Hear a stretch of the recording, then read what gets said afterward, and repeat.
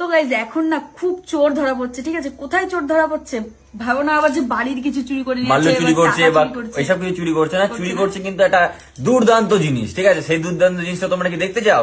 অবশ্যই হ্যাঁ, দেখতে চাও। যেটা তোমরা টাকা দিয়ে কিনতে হয়, কিন্তু চুরি করে নিতে পারে সবাই। চলো তোমাদেরকে দেখাচ্ছি, মানে এদিকে নিয়ে আয় আগে। দেখতে পাচ্ছ 74টা ডিভাইস কানেক্টেড আছে, ঠিক আছে? এটা কিসের ডিভাইস বলো তো? এটা হচ্ছে আমাদের বাড়িতে ওয়াইফাই লাগানো আছে, সোজা কর, আমাদের বাড়িতে ওয়াইফাই লাগানো আছে, ঠিক আছে? এবার হুট করে ঘাটতে কাটতে না নেটটা স্লো দিচ্ছে, ঠিক আছে? আচ্ছা কি হলো, পোস্ট হচ্ছে না, নেটটা স্লো দিচ্ছে। তারপর গিয়ে চেক করলাম, গাইস দেখি 74টা ডিভাইস কানেক্টেড, মানে একটা ওয়াইফাই দিয়ে 74খানা ফোন চলছে।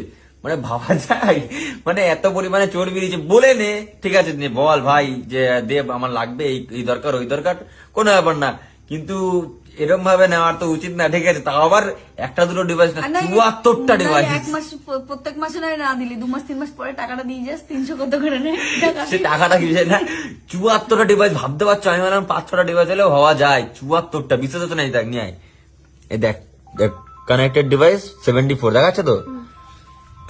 কি বলবো, কিছু বলার নেই। কিছু বলার আছে? ভালো চুরি করো, যেটাই ধরা পড়া যায় না, এটাই দিন ধরা পড়ে গেছে।